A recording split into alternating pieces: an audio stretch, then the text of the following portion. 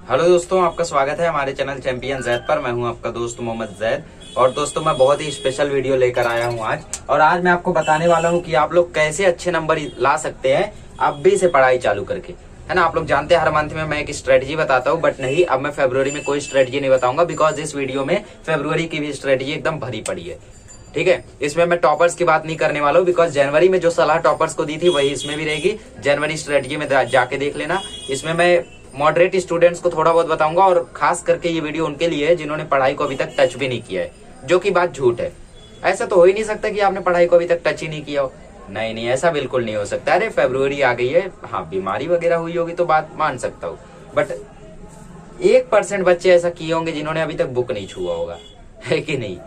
सबको टेंशन रहती है पास होने की। चलो देख लेते करना क्या है। शुरू से शुरू करते, नहीं इतना शुरू से भी नहीं। हमारे पास कितने सब्जेक्ट है? English, Hindi, Marathi, maths 1, maths 2, maths 3, maths 4, science 1, science 2, science 3, science 4, science 3, science 4, history, geography है, क्योंकि ये भी तो साइंस है, भले सोशल साइंस है लेकिन है तो। ठीक है, तो हमें पता करना है पहले कि आखिर हमें हर सब्जेक्ट में पढ़ना क्या है ना। वो पता चल जाए तो थोड़ा मजा आ जाए। इंग्लिश में हमें पढ़ना है एप्रिसिएशन, ग्रामर, राइटिंग स्किल की तो प्रैक्टिस करनी है, ठीक है, तो उसको मैं नहीं इंक्लूड कर रहा हूं। पर्सनल रिस्पॉन्स भी आपको 3-4 रीड करना है हर एक चैप्टर से। हिंदी में क्या पढ़ना है? हिंदी में आपको पद्य विश्लेषण निकाल दिया गया है, तो इसमें सिर्फ आपको सोमामत पढ़ना है और ग्रामर की तैयारी करनी है, व्याकरण की तैयारी करनी है। व्याकरण काफी इजी है हिंदी का, बहुत ही ज्यादा इजी हो गया हिंदी मराठी का ग्रामर। अब आप नहीं कर पाते हो तो वो आपकी गलती है, गलती को सुधारो। मराठी में आपको देखो रसग्रहण पढ़ना है, व्याकरण पढ़ना है, साथ ही में स्वामत भी पढ़ने हैं। मतलब ये लगभग इंग्लिश के जैसा है आपका, बट मराठी का रसग्रहण, मराठी का एप्रिसिएशन इंग्लिश से कतई ज्यादा खतरनाक होता है। मैथ 1 में आपके पास पहले चैप्टर में 4 प्रैक्टिस सेट है, 1.1, 2 ही समय, बट आपको पूरा सॉल्व करना चाहिए मेरी सलाह माने तो। 1.1, 1.2, 1.3, 1.5, 4 प्रैक्टिस सेट, उसमें 5 अगले वाले में, 4, 5, 9, 4, 13 और फिर 4, 17 प्रैक्टिस सेट आपको इसमें करने हैं। और करने हैं आपको 4 प्रॉब्लम सेट, तो मैं प्रॉब्लम सेट को अभी नहीं जोड़ रहा हूँ। मैथमेटिक्स 2 में आपको क्या करना है? मैथमेटिक्स 2 में पहले चैप्टर में आपको 1.1, 1.2, 1.3, 1.4 4 एक्सरसाइज है, जिसमें से 1.2 में काफी कुछ रेड्यूस है, बट आपको थ्योरम वाला नहीं करना, बट प्रैक्टिस सेट तो है ही। तो 4 उसमें है, 1 अगले वाले में है, 4, 1, 5, फिर 4 तीसरे चैप्टर में है तो 9, फिर 2 कॉन्स्ट्रक्शन में है 11, फिर उसके बाद 2 कोऑर्डिनेट ज्योमेट्री में है 13, फिर 1 ट्रिग्नोमेट्री में है, तो 14 प्रैक्टिस सेट है सिर्फ।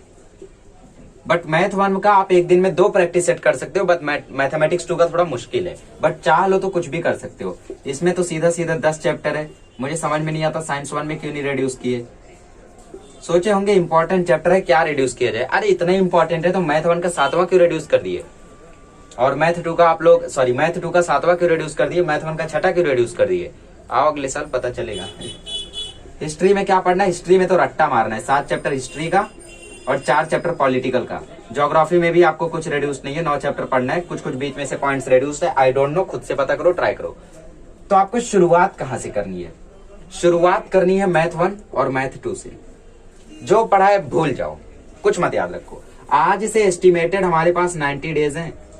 कुछ दिन छोड़ दो रिवीजन के लिए, कुछ दिन छोड़ दो जो बर्बाद चले। ऐसा हो ही नहीं सकता कि आप कॉन्स्टेंटली 90 दिन तक पढ़ सको। कोई एक दिन ऐसा आएगा जब आपकी स्टडी इफेक्टेड हो जाएगी, उस दिन आपका दिन ऐसे ही चला जाएगा, कुछ नहीं हो पाएगा उस दिन, तो लगातार आप नहीं पढ़ सकते। तो इसलिए मैं 90 मान के चल रहा हूं, है तो 97-98 दिन। 90 दिन आपकी पढ़ाई चल रही है। आप डेली इंग्लिश का 1 चैप्टर या हिंदी का 1 चैप्टर या मराठी का 1 चैप्टर, और हो सके तो तीनों मिला के कोई 2 चैप्टर करोगे, डेली करोगे। और उसके लिए वीडियो सिर्फ और सिर्फ मेरे चैनल के रिफर करोगे। मैं इसलिए बोल रहा हूं क्योंकि मेरे वीडियोस बहुत ही ज्यादा छोटे होते हैं, शॉर्ट वीडियो, मोर इन्फॉर्मेशन। बाकी चैनल्स पर आप देख सकते हो, आपकी मर्जी, नहीं समझते तो बाकी चैनल देखो, मैं जिद नहीं करूंगा। लेकिन फायदा क्या है कि 6 मिनट में आपका एक पोयम हो जा रहा है ना। और ऐसा भी नहीं है कि मैं भगा रहा हूं, कुछ नहीं बता रहा हूं। देखो बहुत सारे लोग ऐसा सोचते हैं, मुझे भी सोचना जायज लगता है कभी कभी, कि वो सोचते हैं बहुत ही शॉर्ट एक्सप्लेनेशन देते हैं, कुछ समझाते नहीं है, सिर्फ रीड करते रहते हैं, हो जाता है चैप्टर। ऐसा नहीं है, आप खुद से एक बार ट्राई करो, ठीक है। आप क्या करो, आप 1.1 को पूरा का पूरा सॉल्व करो। 8 क्वेश्चन है ना, पूरा का पूरा सॉल्व करो, या 1.3 ले लो, छोड़ो। 1.3 में 10 क्वेश्चन है टोटल, 10 क्वेश्चन को टोटल सॉल्व करो एक बार। हो सकता है पहली बार में आपको 1 घंटा लगे, दूसरी बार में आपको 40 मिनट लगे, तीसरी बार में आपको 30 मिनट लगे, बट एक ऐसा पॉइंट आएगा जब उसको आप लोग 20 मिनट में कर जाओगे। 20 मिनट में कर जाओगे आप उस चीज को। क्रेमर रूल मैंने 10 मिनट में सॉल्व किया 10 क्वेश्चन, या उससे भी कम टाइम में कई बार, ठीक है। तो प्रैक्टिस का फर्क है। अब मैंने लास्ट ईयर एक ही चीज को 10 बार रटा हुआ है, तो उस चीज को मुझे बताने में कितना समय लगेगा। अभी मैं भी बाकी यूट्यूबर्स की तरह, बाकी चैनल्स की तरह एक ही चैप्टर को 4 घंटा घसीटते रहो, वो ज्यादा बेटर है या फिर ये ज्यादा बेटर है? देखना एक बार वीडियोस को, उसमें इन्फॉर्मेशन देखना और फिर उसके बाद कमेंट करना कि सही में आपके वीडियो में कोई इन्फॉर्मेशन नहीं है, कोई मीनिंग नहीं बताते आप। ऐसा है तो बताना। फिर पोएम को लाइन टू लाइन हर लाइन का मीनिंग मैंने बताया है, देखना एक बार। छोड़ो मेरे बताने से क्या होगा, आप लोग खुद से ट्राई करना, समझे? तो ऐसा होता है। तो जो इंसान पहली बार सिखाएगा उसको 1 घंटा लगेगा, जो इंसान दूसरी बार सिखाएगा उसको 40 मिनट। पर मैंने तो इसको 10-10 बार सॉल्व किया है, 12-12 बार सॉल्व किया है, तो इसको तो मैं 10 मिनट में सिखा सकता हूँ, है ना? खुद से करने बोलो तो 7-8 मिनट में हो सकता है। तो वही फर्क है मेरे चैनल का, ठीक है?